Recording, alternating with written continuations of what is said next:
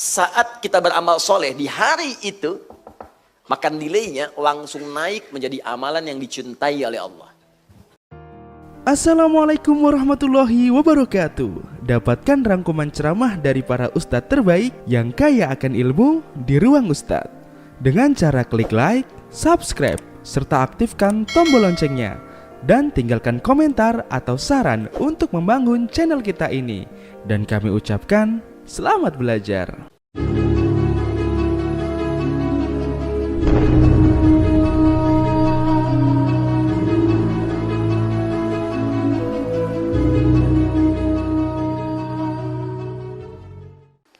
Apa yang dahsyat di hari ini untuk kita bisa berubah jadi lebih baik, ini kalau benar diamalkan, ini insya Allah kalau tobat dosa digugurkan, kalau melakukan amalan tinggi sekali, bahkan sulit disaingi oleh yang lain-lain. Ya, yuk kita baca hadisnya. Kembali ke Al-Bukhari, nomor hadis 518. Saya mohon maaf ya, nyampaikan kalimat-kalimat tadi, saya tuh sayang dengan Anda semua, sayang dengan kita. Saya anggap kita semua, setiap saya menatap wajah di taklim, itu yang terbayang saya sujud, saya berdoa, minta. Ya Allah jangan pisahkan kami di akhirat. Ya Allah muliakan kami ya Allah. Pertemukan dengan Nabi Muhammad. Ya Allah satukan. Saya kadang suka terbayang begini gitu. Ini ada ibu yang bawa cucunya. Orang tua bawa anaknya masih bayi digendong. Apa terbayang gitu saat hari kiamat kita berpisah. Anda di taklim aja teriak nangis. Langsung Anda kejar. Bagaimana ketika anak itu tiba-tiba misalnya harus dibawa ke neraka. Apa enggak? Apa sanggup Anda menatapnya? Terus kalau Anda yang masuk, apa anak itu sanggup menatap Anda gitu? Kita mesti berpikir sampai ke sana. Satu saat kita pulang gitu. Cobalah teman-teman, berpikir lebih jauh lagi. Ada cucu, ada anak yang kita gendong, kita sayangi. Tiba-tiba dia teriak, tolong saya, tolong Pak. Dan Anda nggak bisa berbuat apa-apa gitu.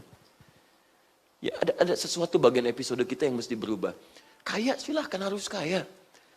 Ya, jadi punya kedudukan silahkan, capai yang paling tinggi. Tapi ingat, kaya soleh, pejabat soleh, punya nilai di sisi Allah. Jadi saat pulang kita bangga. Itu poinnya. Ma minal ayyam, ma min ayyamin, al-amalu salihu fiha ahabbu ilallahi min hadhil ayyam, ya'ni al-ayyamul ashru. Qala ya Rasulullah walal jihadu fi sabilillah.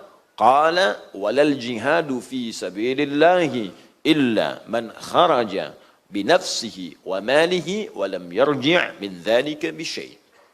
Satu kali Nabi pernah menyampaikan sallallahu alaihi wasallam di hadapan para sahabatnya. Ini informasi yang sangat penting, ma min ayyamin, tidak akan pernah ditemukan perjalanan hari-hari dalam setahun.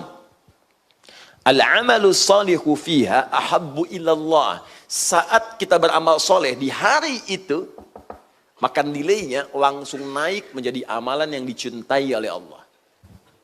Insya Allah. Jadi ada beberapa hari dalam setahun.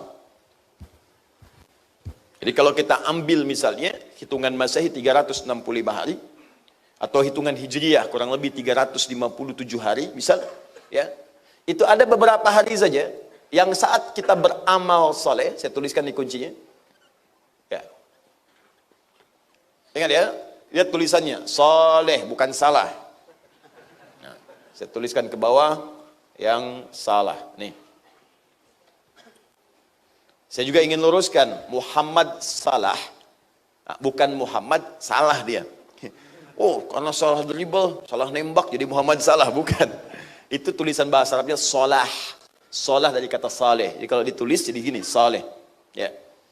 Lihat sini. Amal saleh. Saat dikerjakan amal saleh di hari-hari ini, pertama naik statusnya menjadi amal yang dicintai Allah. Masya Allah. Nanti saya tunjukkan apa akibatnya, apa dampaknya kalau sebuah amal langsung dicintai oleh Allah. Jadi begini, untuk perbandingan.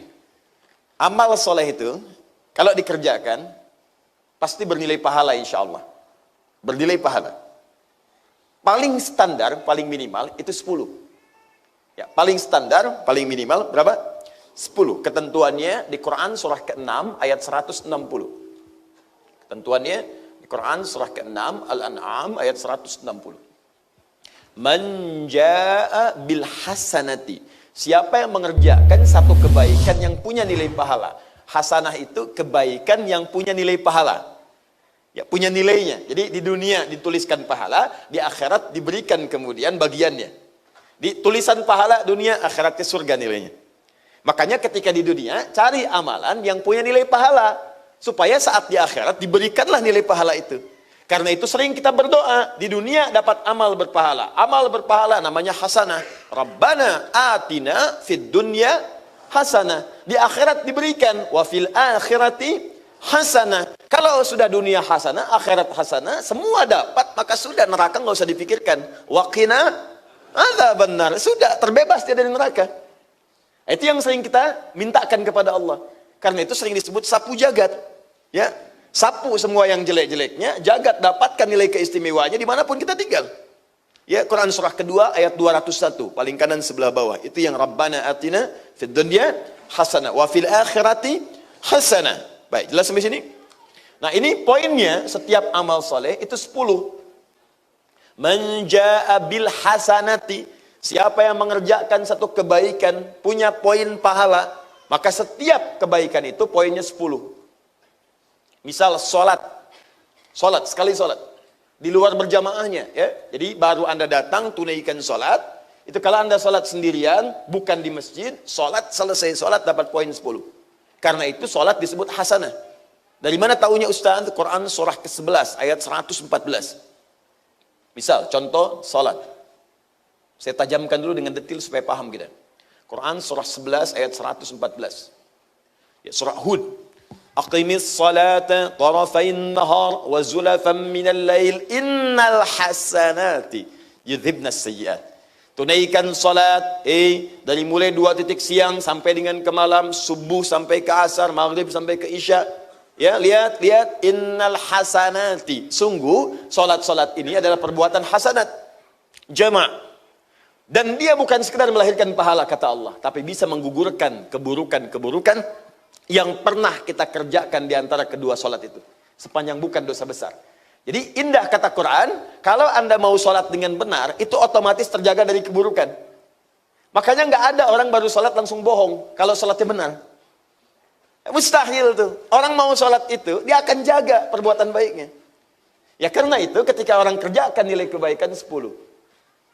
Tapi ini tidak. Maaf ya, tidak. Baca Quran, satu hurufnya 10. At-Tirmidzi, nomor hadis 2910. Tapi yang ini, mohon izin ya, mohon maaf. Ketika Anda sampai di hari-hari ini, mengerjakan sholat dikerjakan. Baca Quran dikurangkan. Pahalanya bukan 10 lagi. Pertama, Nabi langsung menyebutkan, ini berita langsung dari Allah, disampaikan kepada Nabi. Nabi langsung menyebutkan sebelum diberikan pahalanya, dinaikkan dulu statusnya. Amalannya langsung dicintai oleh Allah subhanahu wa ta'ala. Naik status. Anda sholat, apakah sholat itu dicintai oleh Allah? Belum tentu. Diterima, iya insya Allah. Tapi dicintai, belum tentu. Maaf ya, baca Quran Anda berpahala, iya. Tapi apakah setiap bacaan Quran Anda disukai oleh Allah? Belum tentu. Dicintai oleh Allah? Belum tentu. Abdullah bin Mas'ud radhiyallahu ta'ala anhu baca Quran. Saking cintanya Allah dengan bacaan Qurannya, malaikat pada turun. Begitu dibacakan, goyang. Angin, pohon-pohon bergetar, goyang.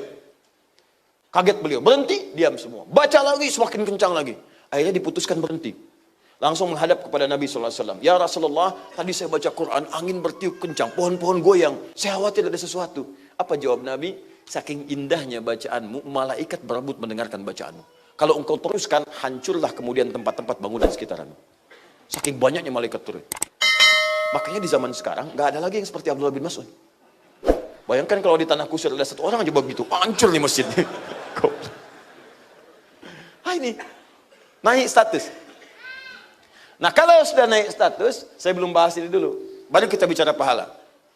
Maka nilainya, kalau amalan sudah dicintai oleh Allah, nilainya itu bahkan melebihi jihad fi sabilillah. Kita ambillah paling setara jihad. Sampai para sahabat mengklarifikasi, ya Rasulullah, walal jihadu fi sabilillah. Ya Rasulullah, pahala jihad bagaimana? Kalau amalan ini tinggi, pahala jihad bagaimana? Kata Nabi, walal jihadu fi sabilillah.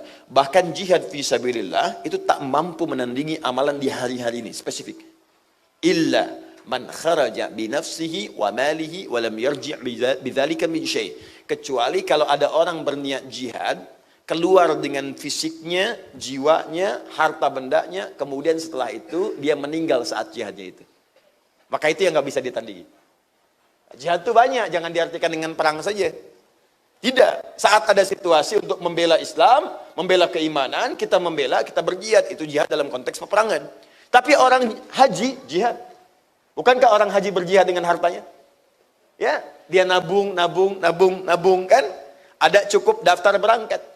Mudah-mudahan yang belum berangkat disegerakan oleh Allah. Ya, nah, itu tidak cukup dengan amin, nabung, siapkan. Nah, jadi buktikan ikhtiarnya, jihadnya, nabung harta. Setelah itu dengan fisik dia. Haji itu kan ibadah fisik digabung dengan harta. Ibadah ada 3 jenis. Ibadah fisik saja tanpa harta. Contohnya sholat. Sholat fisik saja, nggak pakai harta. Karena itu nggak ada orang sholat bayar. Bapak mau apa? Kata Nahkusir sini ke Anur. Mau sholat pak? Sholat apa? Duha. Berapa rakaat? Saya mau ambil yang 8 pak. Baik, setiap rakaatnya 50.000. Nggak ada. Sholat ya sholat, selesai keluar. Ada ibadah harta saja. Harta nggak pakai fisik. Gerakan nggak banyak, cuman keluarkan zakat, infak, itu ibadah harta. Makanya fisiknya nggak banyak. Ya paling-paling ada kotak, jalan, ambil, tukar, geser gitu kan. Dan itu bukan mobil-mobilan, sekali lagi. Itu kotak infak. Masukin, geser, ibadah harta. Nah, gabungan harta dengan jiwa, gabungan harta dengan fisik, ada menggabungkan keduanya. Contohnya apa? Haji dan umrah. Haji, umrah. Makanya pahala haji tinggi nilainya karena menggabungkan 2 jenis ibadah tadi. Langsung kalau haji mabrur, benar hajinya, surga jaminannya. Jihad dia. Dan tahukah Anda, belajar datang ke majelis ilmu, itu bagian dari jihad fisik dan harta. Sama persis. Makanya ini nggak main-main ya. Godaannya juga tinggi. Weekend mungkin Anda bisa pilih datang kemana-kemana. Tapi ini episode terpenting dalam hidup kita. Anda kalau niatnya benar, datang ke majelis ilmu, belajar dengan benar, wafat itu syahid statusnya. Ya, mau begitu mas? Apa-apa. Kan kita nggak tahu kapan pulang. Minimal alhamdulillah. Ya, saya tuh berharap meninggal waktu mengajar gitu, masya Allah, pengen begitu, ya meninggal mengajar. Ya kalau bukan gurunya muridnya dulu misalnya kan bisa, nggak apa-apa, normal aja. Nah ini statusnya ini.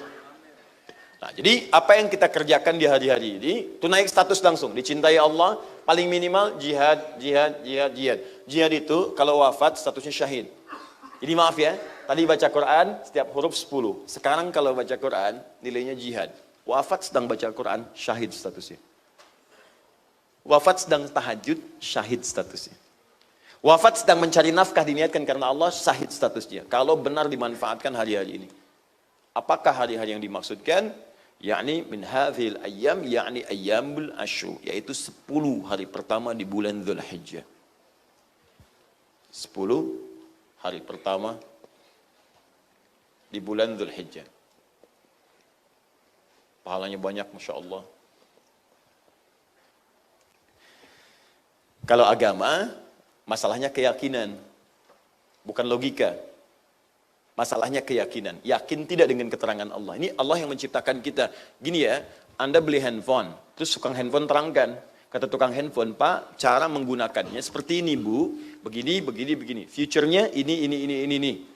Kemudian kalau ingin melakukan misalnya panggilan seperti ini, nulis SMS begini, WhatsApp begini. Yang nerangkan yang bikin handphonenya, percaya nggak? Percaya. Bahkan kalau ada kerusakan di handphone, kita datang ke kantornya kan? Sekarang Allah yang menciptakan kita, menerangkan pada kita, hambaku, melalui lisan nabinya, ini ada yang utama nih, mungkin kamu dosanya banyak, maksiatnya banyak, pengen tobat, pengen balik, merasa banyak dosa. Kan cara cerdasnya itu kumpulkan amalan yang banyak untuk menutup dosanya. Itu caranya kan? Dosa 1000, cari amalan 1001. Supaya yang 1000 nutup yang dosanya, yang satunya dibawa pulang. Kalau bisa dosa 1000, cari amalan 1.000.000. Karena itu Nabi kasih konsep sedekah jariyah. Sedekah jariyah itu sedekah perbuatan baik yang saat dikerjakan pahalanya terus mengalir. Apa di antara cara cerdasnya? Punya modal 50.000. Dosa banyak. Bagaimana caranya 50.000 ini melahirkan pahala terus walaupun saya wafat? Belikan mushaf, kasih penghafal Quran. Atau berikan biaya pada penghafal Quran. Suruh menghafal Quran. Begitu mushaf itu dibaca, modal cuma 50.000. Dibaca oleh dia. Penghafal Quran itu mustahil baca Quran cuma sekali. Mustahil baca cuma satu huruf. Pasti berulang-ulang. Alif lam mim dzalikal kitabu dzalikal kitabu dzalikal kitabu la raiba fi la raiba fi la raiba fi dzalikal kitabu la raiba fi hudan lil muttaqin dzalikal kitabu la raiba fi hudan lil muttaqin. Berapa kali diulang, berapa huruf. Ketika dia baca, Anda mendapatkan bagian pahalanya tanpa dikurangi sedikit pun.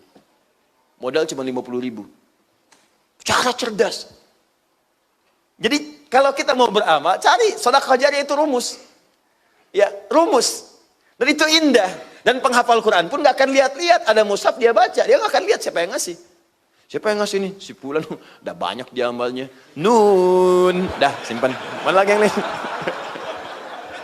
Gak ada. Gak ada. Paham ya?